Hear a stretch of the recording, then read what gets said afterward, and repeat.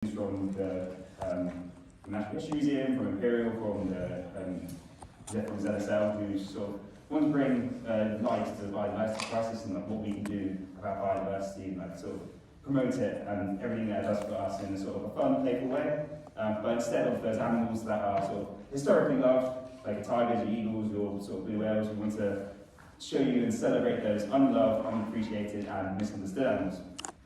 And show how, in quite unexpected ways, that they actually form a fundamental and important part of our life day to day. And in that, we sort of want to do it in a competitive way. So instead of just showing these animals, we want to show you a collection of them and get them to fight. And then you guys can decide which of those animals have won your love the most. So today's competitors, as you can see, were Slugs from Imogen, Cavadino, from Seagulls from Larry the Gull, and Eels from Becky. And so just to get sort of a baseline feeling of how you guys feel about these animals, I'm sure everyone... Oh, no, yeah, and this is what they're competing for. They're competing for Unloved Animals Club trophy, which is coveted. And then, nice crown, I mean, wasn't it? But yeah, just to get a sort of baseline reading of like, how you guys feel about all these animals, we sort of do have a Mentimeter. So if you want to go on that quickly, just enter in that code and then we'll ask you which one of those you prefer. And we'll ask you again at the end and we'll see who has convinced you the most about why you should love their animal.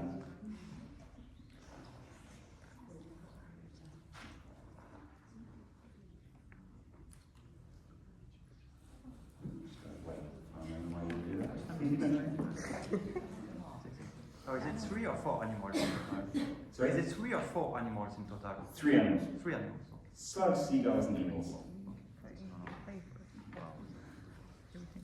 So while you're all doing that, Do we have to vote now? so you vote now, and then Again at the end?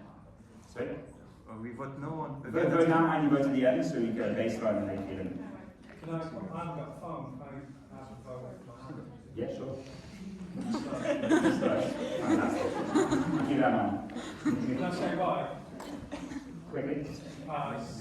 The people on it's pretty bad because they can pick up some serious pathogens from random. So Imogen will tell you a lot more about that now. It's like great, so I'm not Yeah. Oh, you can't see it? Oh, I don't think you can see that.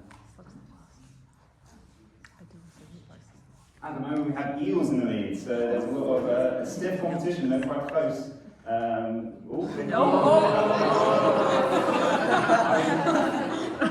pretty neck and neck, so it's all to play for. So yeah, we'll leave it there, it's tense. I'm looking forward to see how people convince you now. So, first speaker tonight is Imogen Cavadino, who's going to be talking about slugs. She first became interested in slugs and snails during the taxonomy and identification module during her master's in the US 2015. She's now writing up a PhD that she's done at Newcastle and the UK Centre for Ecology and Hydrology. And as part of her PhD, she led the Royal Horticultural Society Cellar Slug Survey and Slug Account project. So I feel like this is going to be a perfect speaker to talk about slugs for us. So please, Imogen, take it back. Alright, can everyone hear me alright? Yeah, okay, good. Brilliant, well thank you so much for inviting me today to talk about slugs. I love slugs a lot, I talk about them all the time. I will try to restrict myself to 10 minutes, I promise. So we've kind of already covered what I was about to ask, but can I just have a quick show of hands in the room? Who here likes slugs? Oh, that's a pretty good showing. I'm not going to get a much worse response than that. So generally, generally everyone thinks of slugs as in this video, you know, they come along, they eat all my vegetables, they eat all my plants, I hate them. There's even scientific studies that show that slugs are rated as less useful, less smart, less lovable than other animals. People reported high levels of disgust when they see a slug, and also levels of anxiety, you know, slugs make us disgusted and anxious. People really don't like them, so it's quite hard as a slug scientist to come in and be like, actually guys, particularly as I work with a lot of gardeners, to say, you should really like slugs. Slugs are great. People don't like that message. So, we also have a lot of assumptions that people think they know what slugs are and how slugs behave and what makes a slug. So another quick show of hands. Does anyone think slugs have shells? one very tentative hand. How do you have gone up? Because yes, they do. Slugs actually have shells. So this is to do with the fact that slugs have evolved multiple times over thousands of years from land snails. And as they've done that, they've reduced the shells down. So they've retained those shells, but often you just can't see them. So for example, in this species here, this is our typical kind of form of land slug that we have in the UK. This one's quite unusual because it has this really thin skin on the mantle, which is this saddle-shaped bit at the front of your slug. And the shell's actually located under the mantle, under the skin here. So normally in a slug you wouldn't see it, but in this particular species, if you look carefully, this area here, you can see a whitish patch showing through. That's actually the shell under the skin of the slug. And that's how they appear in most of our slug fauna. We do have some species where this is reduced right down to a granular powder. We don't really know what the function of this is. It might just be an evolutionary relic. But they've also shown in some species they can use this as a rudimentary immune system. So they actually trap parasites within the calcium layers so they can prevent heavy infection. So it seems to have some function. Meanwhile, we also have things like this going on. You might look at this and go, that's a snail. No, it's a semi-slug, because we can't quite decide whether it is a slug or a snail. So it's retained the coiled shell of its snail ancestor, but it can no longer fully pull its body into that shell. So we actually be included in both slug and snail ID guides, because we just can't decide which group it belongs to. In complete contrast to that, we also have these guys. So these are shelled slugs. They've evolved slightly differently. They've actually retained that shell on the tip of their tail at the end here. This is probably the kind of most least evolved form of a slug, I suppose.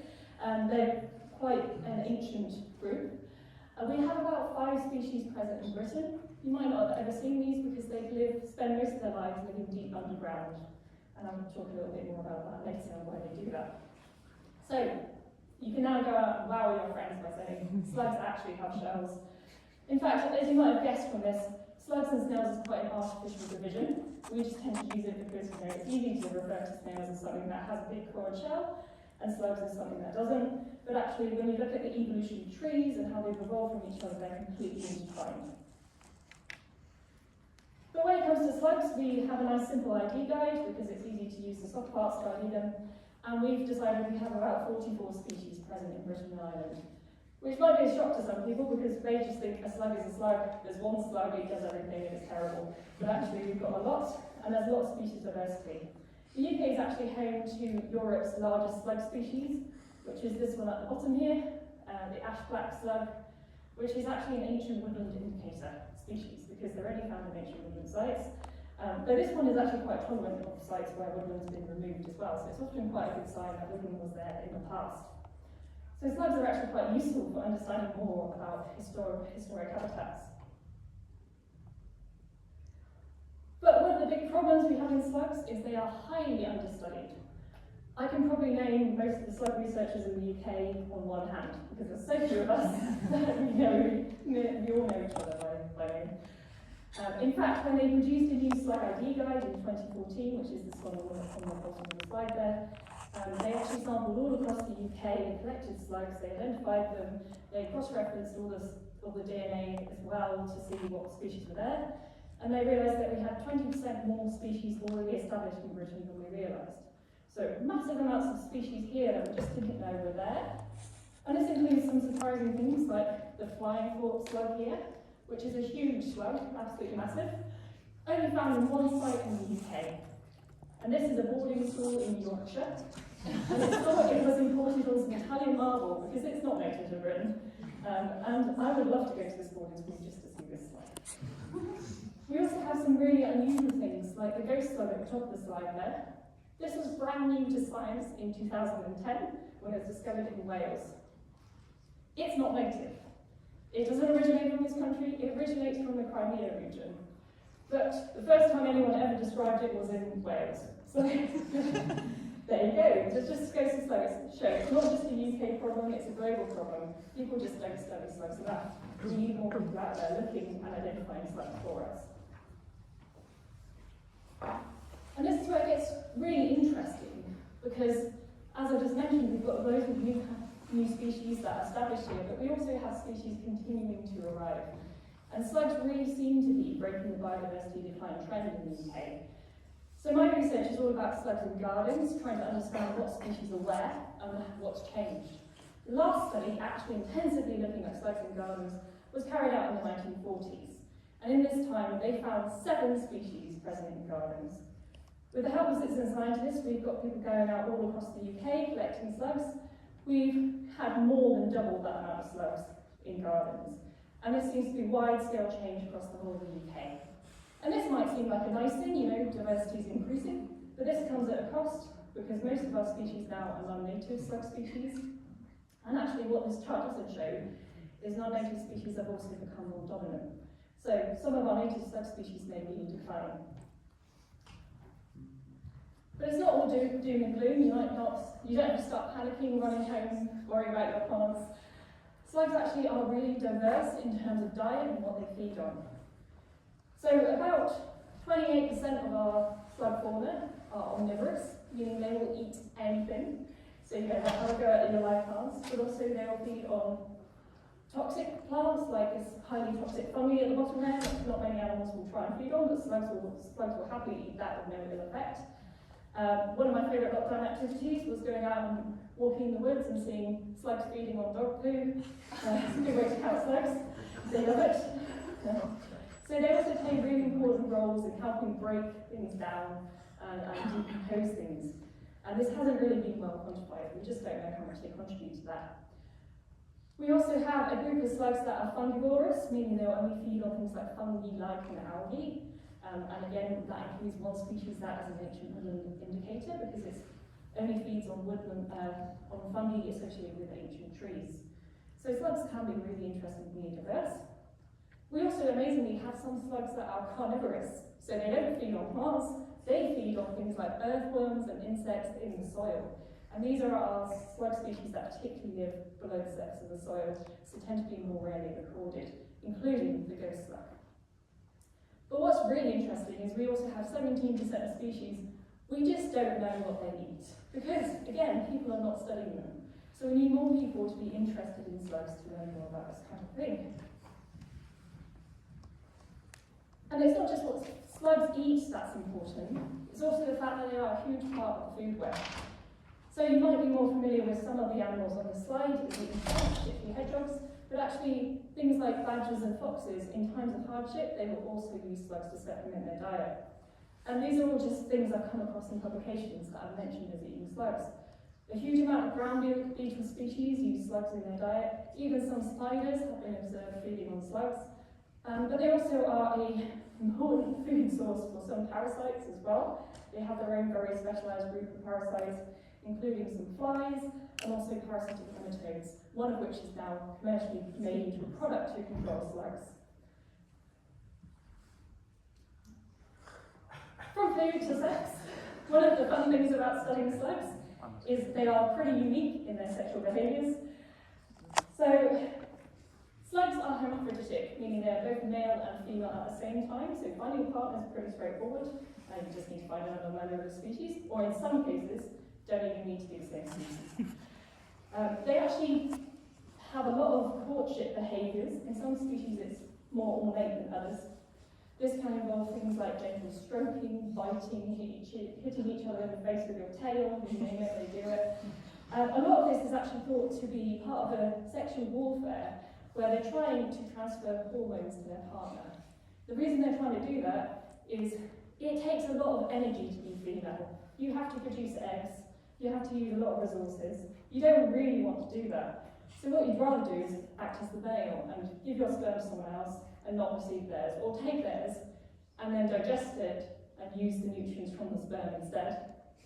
So they've actually developed internal organs to do that, but to try and override that, they've also developed these hormones where they'll try and get their hormones into their partner to try and force their partner to act as female. So huge amounts of sexual warfare going on. And in some species, this even involves creating these hard packages around the sperm known as spermatophores. And in some cases, these actually have little barbs on them to help them stick inside the body. So really interesting behaviours going on there. evolutionary behaviours, I should say. But we also have some slugs that have evolved quite unusual mating habits. So the leopard slug is fairly famous in the UK for its habit of hanging down from objects. So they will actually create a mucus rope, hang down from it together and wind their bodies around, and then extrude the genitalia below and exchange sperm that way. So really quite spectacular if you can see that in the autumn. Which kind of leads me on to slime. So slugs are well known for being slimy. Slug slime, believe it or not, is actually about 97% water. So mainly water, but if anyone's ever touched a slug and got slime in them, they'll be able to tell you it's really hard to get it off.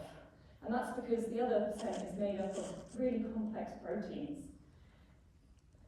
Slug slime also has quite unusual properties where it acts as almost a non-Newtonian fluid, where if you compress it, it goes quite solid. If you release it, it becomes quite liquid. And this means it can have some quite amazing properties. They can use it to create ropes to lower themselves down from high objects so they don't get concussion if they fall, which slugs can do. But they can also adjust the stickiness of the mucus, so as the surface is tilted, they can stay stuck on. And they can also adjust the thickness of the mucus so that they can do crazy things like this, crawl across razor blades, because they've got so much protection. As humans, we're just starting to harvest and understand that protection, those protective properties. Snail gel is now used in a lot of beauty products. It has been in Asia for quite a while. The UK has now started adopting that. So you will see commercial products like this coming onto the market, which involve snail face creams. Don't know how well they work. I'm not a beauty cream specialist, so might be worth a try. But we've also started to see medical applications. So we've started seeing medical glues inspired by sticky slug mucus as well. So slugs really are quite important, which is very on theme for us tonight, in medical work as well. So hopefully that has inspired you to look at slugs in a different way, not as a single animal, but as a group of animals with really diverse experiences, really diverse ecology. And please do vote for slugs as a favourite animal.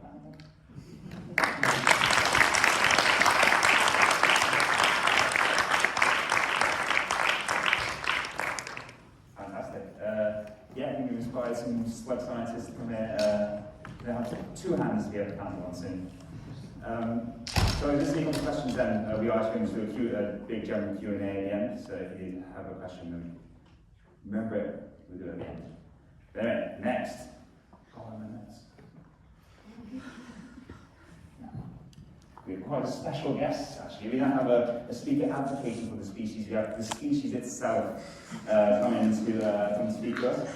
We have Larry the Gull, who was born in 2016 in Charlotte, Cornwall, to Mr. and Mrs. Gulliver, who was educated at Falmouth College, specialising in chip acquisition strategy and advanced ice cream statistics.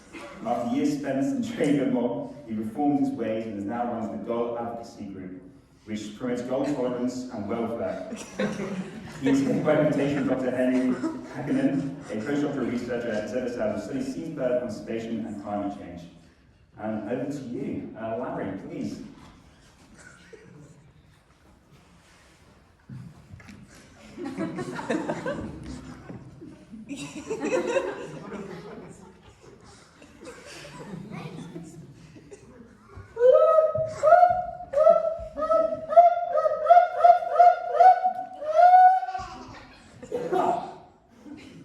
Sorry. Yes, thank you for that introduction. I'd like to thank the Gull Advocacy Group for nominating me to give this talk.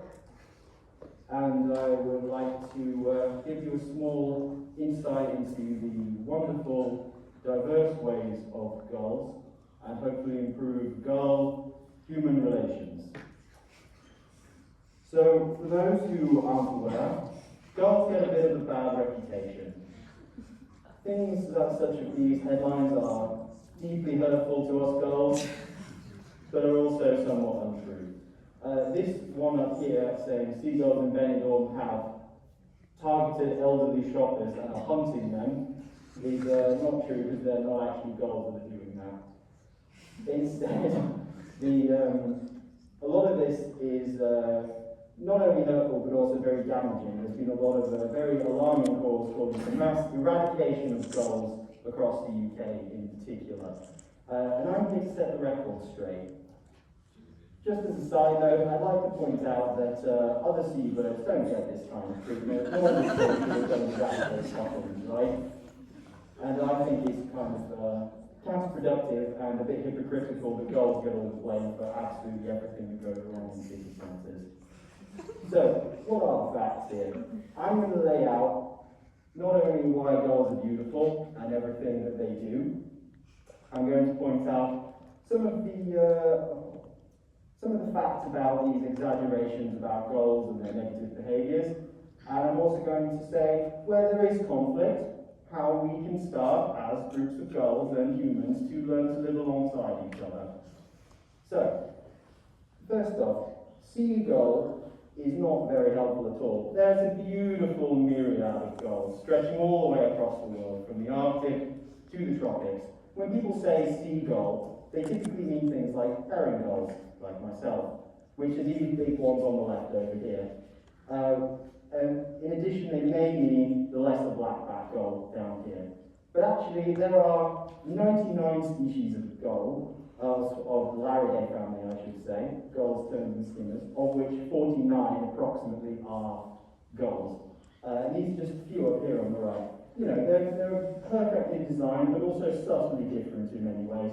Some of them, like the ivory gull, specialise in the high Arctic living on the ice floes, and some of them live in tropical areas or in other parts of the Pacific. So, I, as you can see, am a herring gull. I like chips, and I live in the town centre, but I've now reformed my ways, and I'm here to tell you that not all herring gulls are bad. Some are good. Approximately 200,000 breeding pairs live in the UK.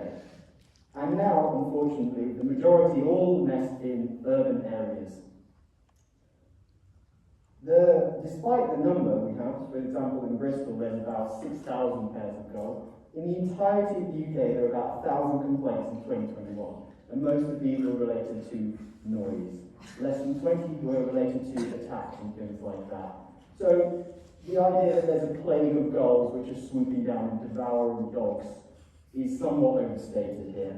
And in fact, most herring gulls will scavenge, we're very opportunistic like that, but only a few have learned to predate on chips and other human food. So the classic thing of, distracting the human from the left and then the mate from the right swoops in and takes the pasty right out of their hand and swoops away, is actually a very small minority of gulls here.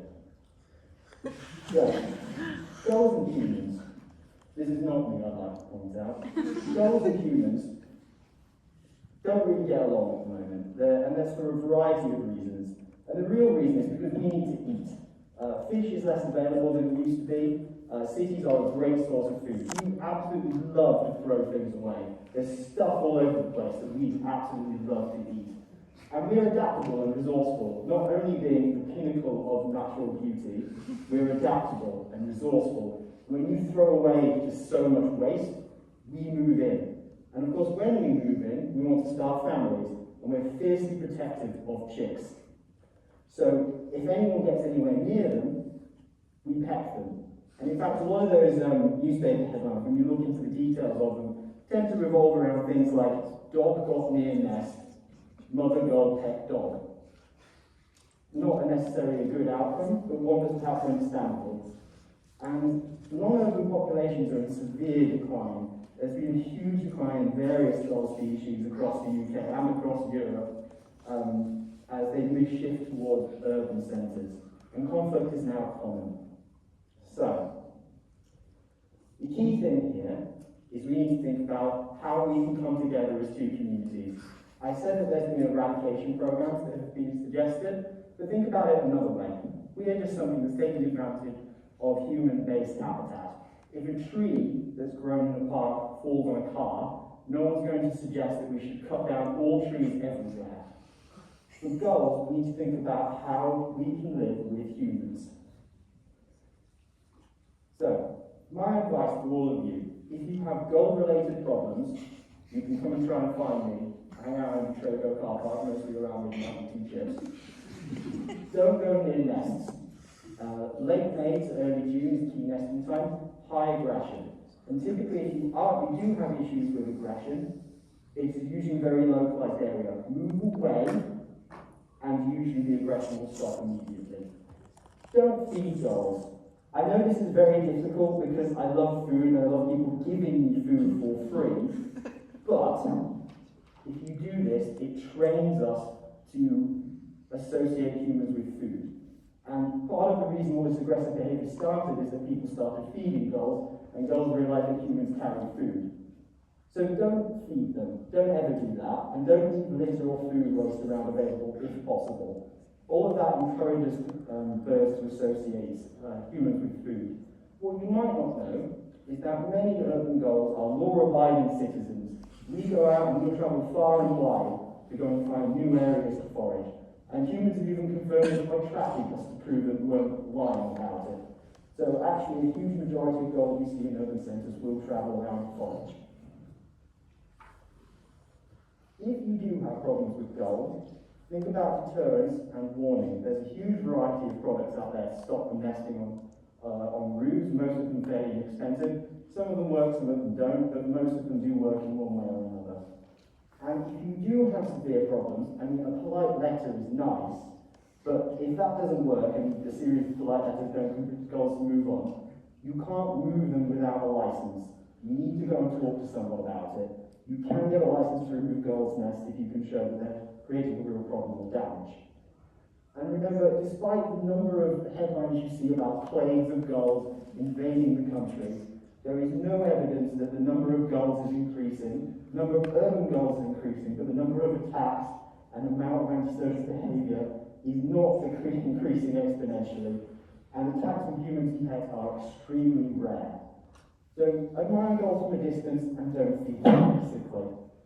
And I want to point out as well that I said that gulls aren't increasing. In fact, the opposite is true. Herring gulls, like myself, because we are the pinnacle of evolution, are doing okay.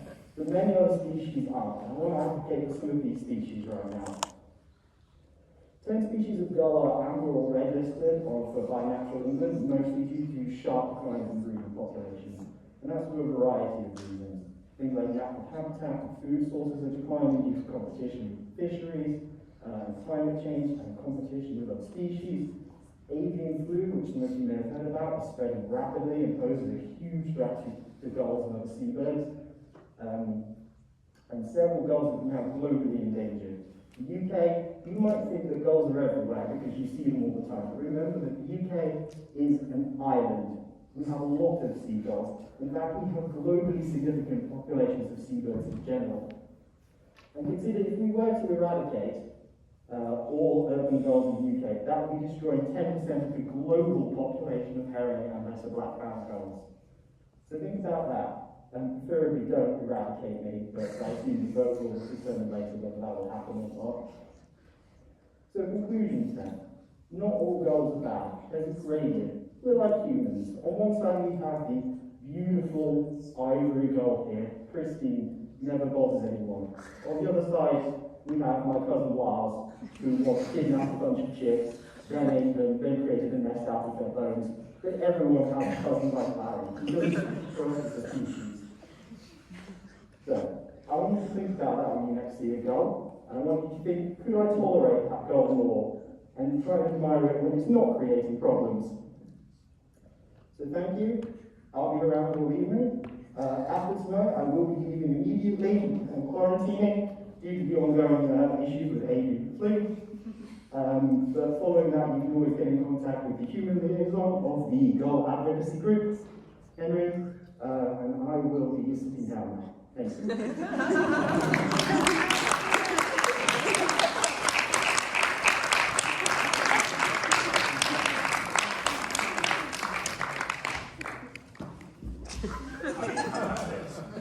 Brilliant, our representative of the Gull Advocacy Group. So next,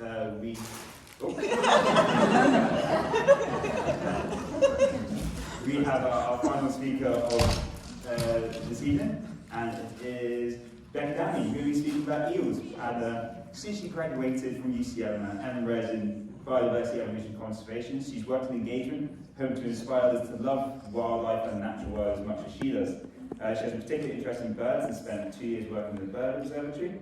Now she currently works in environmental education with Birds, Bugs and Oxford Wildlife Trust, mainly getting kids to be nice to bugs and try and get them interested in birds. And this evening she's going to be trying to get you interested in eels.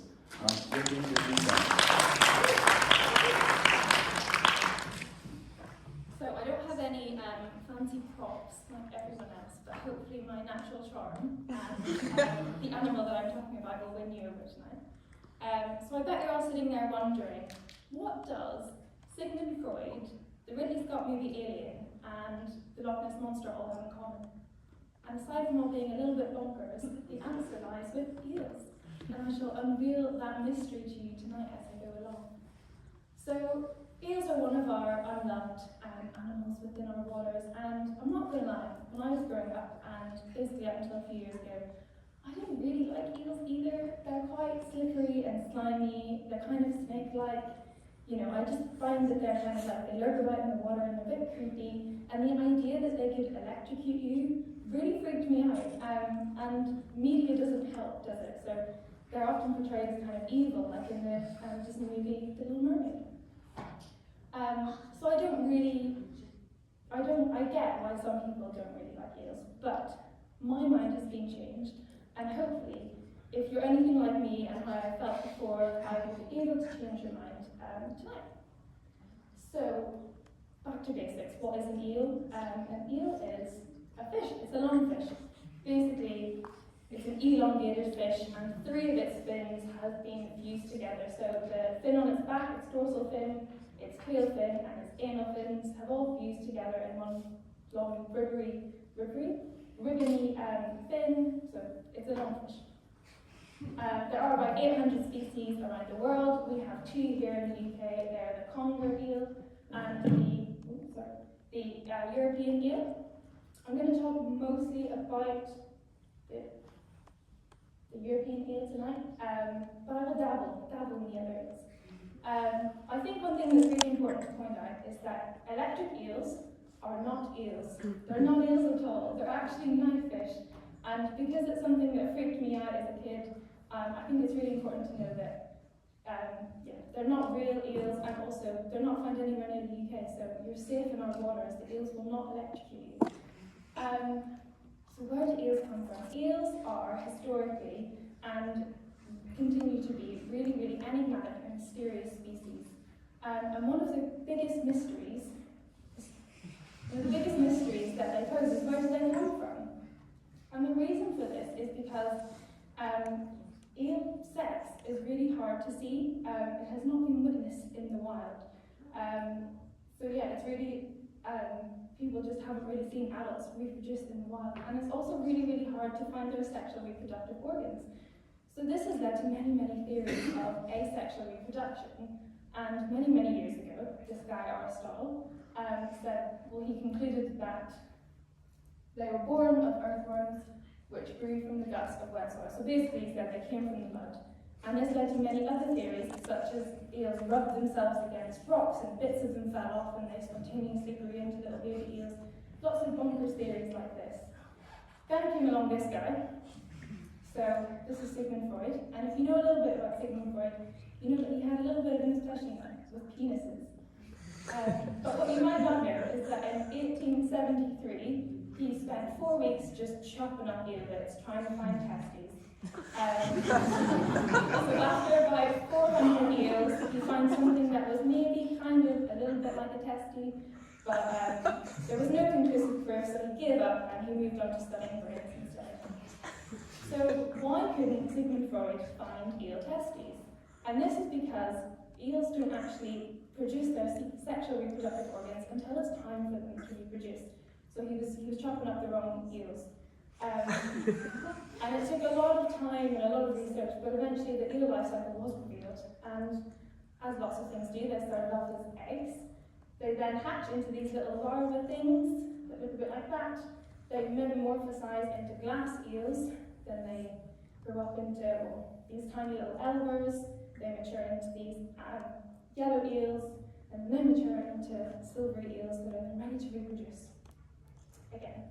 So why couldn't Sigmund Freud find these testes? And that's because he was chopping up the wrong eels, and that's because not all stages of this life cycle are found within the UK or Europe. So it took a bit of time, but actually larvae were eventually found in the Atlantic Ocean. And in the early 1900s, this Danish biologist called Johannes Schmidt actually started trawling the Atlantic Ocean for these larvae and trying to find the origin of this species.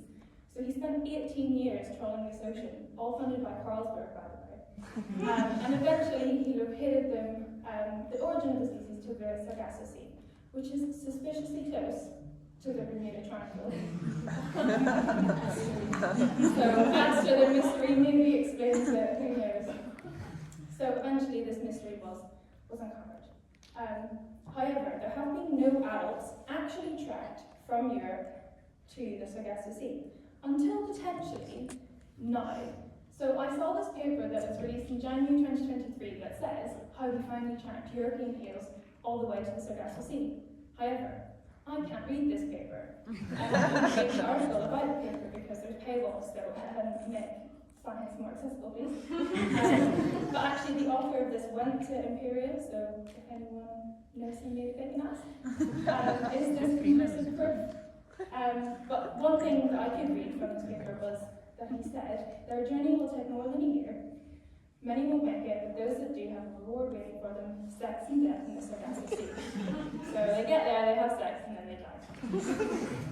So eventually we have something that looks like this. This is I made this. So they start off in the Sargasso Sea, they hatch into these little larvae, they float across the ocean, which takes a few years, they metamorphosize, they travel up into our streams and our rivers, they get older, mature, and then eventually they make their way back to the Sargasso Sea and reproduce. So one thing that I find really amazing about this journey, aside from the fact it's huge, is that they can crawl over land if the land is wet. Eels can actually just slip along surfaces, and they can also climb up vertical walls if it's wet. And also if you think about the physiological changes that need to occur, so they're going from ocean saltwater to freshwater, back to saltwater again, so that's just quite incredible. Here are some pictures, just in case my drawings weren't scientifically accurate enough for you. So eels are cool, right? Aside from their very mysterious sex life and their monstrous migration that they do, there's pretty cool things about them too. And there's these type of eels called moray eels. So they're quite terrifying looking. This is a dragon moray eel, and this is a fang-toothed moray eel. And moray eels have this really cool jaw, in like a second jaw, called a pharyngeal jaw. And instead of explaining what it does, I'll just show you this little video. So it helps them catch their food. And if you're a fan of the movie Alien, this is what inspired the alien's jaws. Which is pretty cool, right? And there's just lots of colourful ones, and cool-looking ones, and pretty ones, and even cute eels. So these are garden eels. And even our European eel can be quite cute. And one of my favourite features of moray eels is that they always look like they've told you a really bad joke and they're waiting for your reaction. So why did the moray eel go to the doctor? Because he was doing pretty good. And finally, the mystery of the Loch Ness Monster. There's been a lot of research done. There's been lots of samples taken from Loch Ness and lots of eDNA research done. And it's shown, it's actually eradicated lots of animals that the Loch Ness Monster can't be. But the eel is the next big player in this theory. So stay tuned. Adds to the mystery. So I've got a little game. I just want it real or not, real or not. So I want you to look at the picture of the animal that's up there, and I want you to tell me if it's a real eel, so yes, or is it not? Okay, have a go. Eel. It is a real eel, cool. No. It's a knife fish. Eel. Yes, it is a real eel.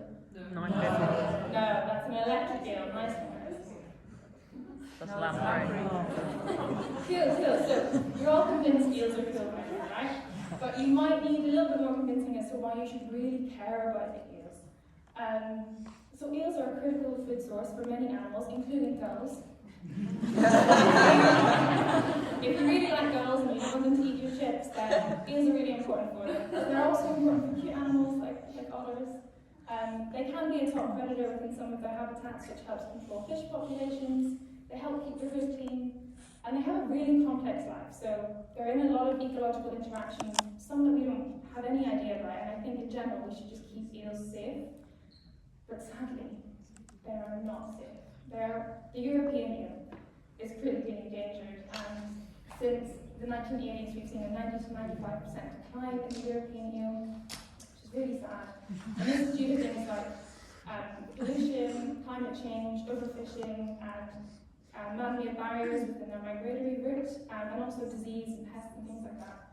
And in 2022, the IUCN actually released a report that said that it's quite likely that eels are going to go extinct quite soon, and that they're more critically endangered than the giant panda. So, quite bad news for these guys.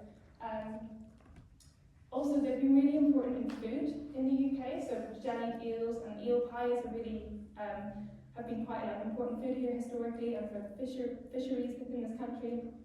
And it's more worldwide, so unagi, if you know, you know, is also really important. But because of these really sharp declines, there's been a lot of restrictions on fishing eels. And farming eels are really, really hard because of their really complex life. You can't really breed eels in activity, which has led to basically an eel mafia, which is globally worth £2.5 billion a year.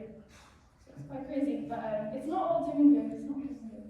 There have been lots of research and monitoring going on. ZSL, Zoological Society of London, started monitoring the eels of the Thames in 2005. In 2011, they incorporated citizen science, so I did quite a lot of these surveys myself, and they're really, really fun.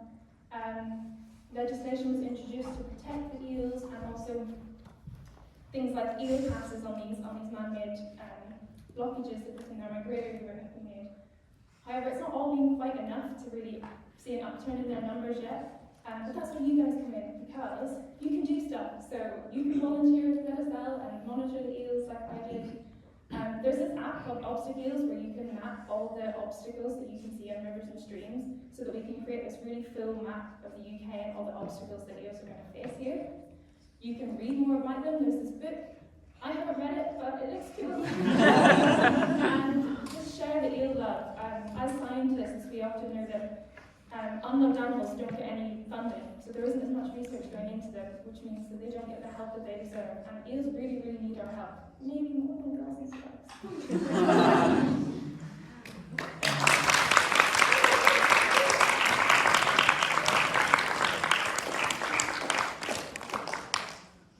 Amazing. That's great. Can I invite both of our speakers back up? So we have a final Q&A, just scrap out those last few points so we can get from the crowd if there's any questions. Eva, go a microphone on that side. I guess I'll do the other side. And if you have any questions, please be a hand up. And there was a slug question during the slugs. Yeah. Go and pass that microphone.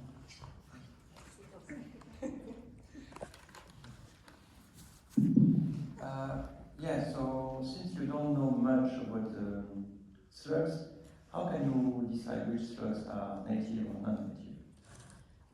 That is a great question. So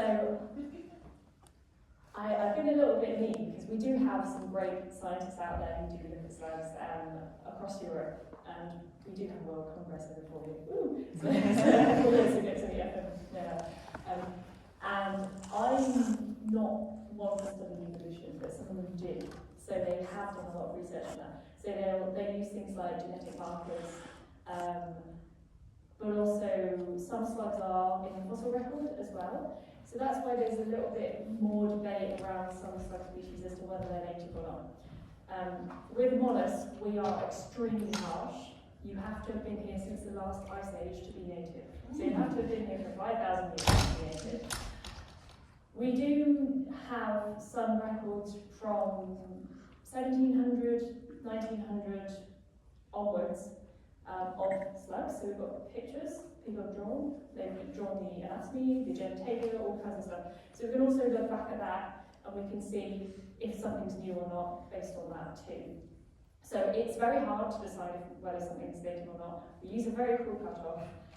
I think it's open to debate, but it certainly is obvious that we have had a lot more species arrive since the 1980s in Britain, and certainly since the 1930s we originally had some species just in greenhouses that have now spread out into the natural environments because of climate change. So we know that there certainly is more species establishing here, but there is a bit of a debate as to how we decide whether something is native or not.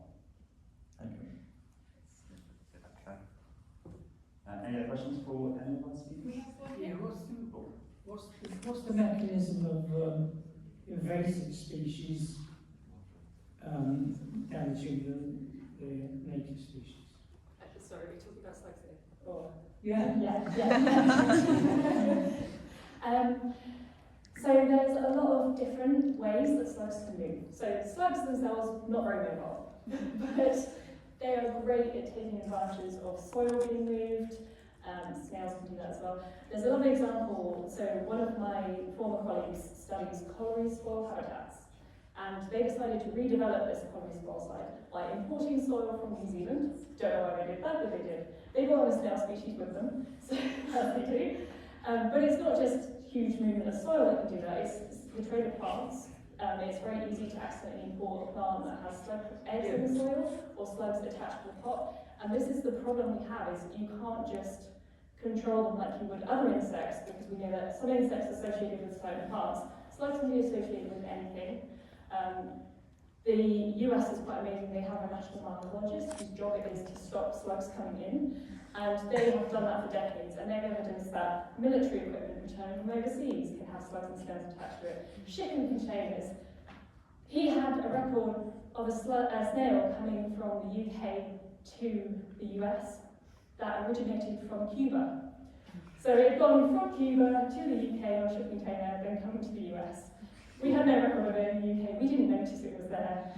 So it just goes to show how slugs and snails can be so easily moved through human trade, and also the problem is they're now establishing more because of climate change. Well, what I meant was really, what if they're challenging, if they're affecting the numbers of native species, are they aggressive towards native species or just taking their food? I mean, they eat anything, so... So that is one of the things we just don't know. So what my research has evidenced is that non-native species have become more dominant, but from what little we know of those species, they are not considered major pests in terms of damaging plants, because that's how historically people look at slugs. So we just don't know enough about them to know whether they are actually causing declines in native populations, whether that's, so actually the cell slug's a really nice example of this. We have two species in Britain, both considered non-native. One's been here since 1600, the other one's been here since 1960. The one species from 1960, very widespread all across the UK, one of the most commonly encountered slugs in gardens now. It feeds on detritus, so as humans we're not bothered, but what we have evidenced is that these two species can hybridize, and what seems to be happening is that the green cellar slug is genetically dominant, is replacing the yellow cellar slug. Not a problem for us, because they don't know plants, we don't care, but a problem for that species that's been here a long time. The other problem we also have is that the green cellar slug is able to use a lot more habitats than the yellow cellar slug. So the yellow cellar slug, very, very strongly associated with human habitation. You only ever find it around houses. Green cellar slug, you can find it in woodland all the time. It can go anywhere. Because we don't understand enough about slugs' role in the ecosystem, we don't know what effect that has. We just don't know whether having a detritus coming into a native woodland system is a problem or not. So it's very difficult to know what we need to be worried about when it comes to slugs and invasive species. Thank you. Yeah. Thank you all for your talks, they were so interesting. I'm going to direct a question at Becky, I'm sorry if you don't know. But I was wondering if you know what it is about the Sargasso Sea that lures eels there to reproduce. So maybe, I think it's because they evolutionarily they were there, but like a long time ago when the continents were actually much closer together, And as the continents have moved apart, they've basically followed the North Atlantic drift over towards the UK and Europe. So they originally were there thousands of years ago, but you know, Europe was in a different place at the time. Yes, anything else? It's always good. Any other questions? Maybe for Gal? Go, Darren.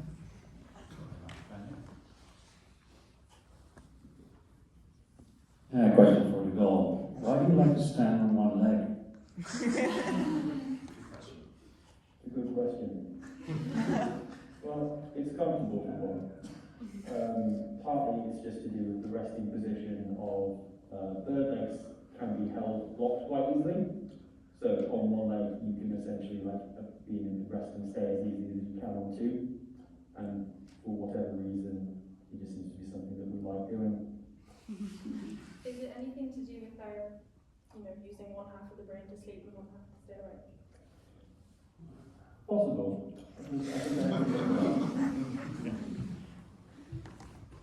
You also dance quite a lot. What's dancing about? Oh, the dance, that one we can sort out. It's natural rhythm. But if you're referring to paddling on soil, that's a way that, like with worm charming, after particularly waterlogged soil, to move vertebrates up to the surface to forage them. So occasionally people do courtship dances as well, like with humans, but otherwise it is for invertebrate and foraging. Brilliant. Cool, I think we've got time for a question or two, if there's any burning. Okay, we'll go on to this one first, and then you. Sorry. This is for Becky, please. I was just wondering, is it just the 2 UK eels that come from the Sargasso Sea, or is it all the world's eels? No, so... I suppose it's but I didn't think that's very interesting. So the European eel comes from the Sargasso Sea. The conger eel, I don't really know, I think it spawns in the North Atlantic, but just like north of the UK. But interestingly, the American eel also spawns in the Sargasso Sea, and they kind of are all together, but then they very distinctly go in their different ways. And it's funny because why do the UK or the European ones travel 6,500 kilometers to the UK and Europe when the American ones just go over to America? But that's the distinction of the species. That's awesome. Thank you. I was imagining like a rift and all the world's eels around. I'll sleep easy tonight. Thank you. We've got one question. I have a question for Larry. I read today that some US bird experts were talking about rebranding the herring gull to actually change the name to Seagull. How do you feel about that? Good question. Controversial. Well, I don't feel that we've been consulted very heavily on this. But in a more abstract way, it does make sense. The herring gull is something of a complex of subspecies. There's quite a lot of genetically distinct populations, long lost relatives that spread all around the Palearctic and the Arctic. So I think part of it is a debate of where does a subspecies end and where does a species begin. So I think it does. I think it would make sense to, based upon genetic evidence at least, to separate them. In terms of branding, it's probably a good idea. I mean, if we were called, I don't know, civic defence goals, maybe that would be helpful. Ultimately I think that it would clarify some of the complex subspecies, like overlapping populations. So yes, overall I'd be for it, though I'd choose a more charismatic name perhaps. Brilliant. I think that's us done for the Q&A. We've got one final thing left to do, is vote on our, so same code as last time, but I'll get it just up to you. That's the code again. And there's going to be a few questions on there this time. So you're going to see the same question as before, and then you're going to be able to go to 2 of the questions, and then the final vote is on the 3rd one.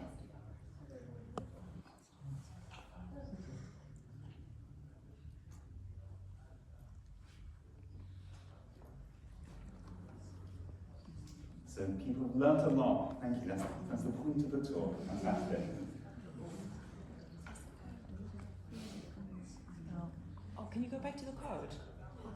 quote. The code. It's Oh, at the sorry, top. yeah. My bad. Oh, sorry. Okay. Here we go. Oh, it's at the top. Right.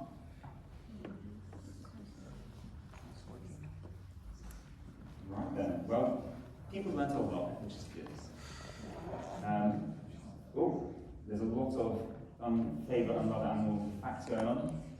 Electric eels are not eels. Slugs hit each other. Eels are very mysterious. Slug's sex life was someone's favourite fact. Don't Google it too much. There's a lot of eel facts coming through here, so it might be a bit of a close one again. And we're going to go to our final one. That is quite a contrast to the beginning.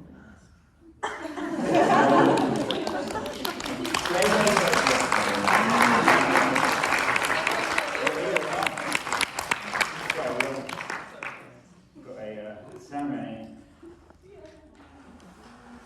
This is your crown.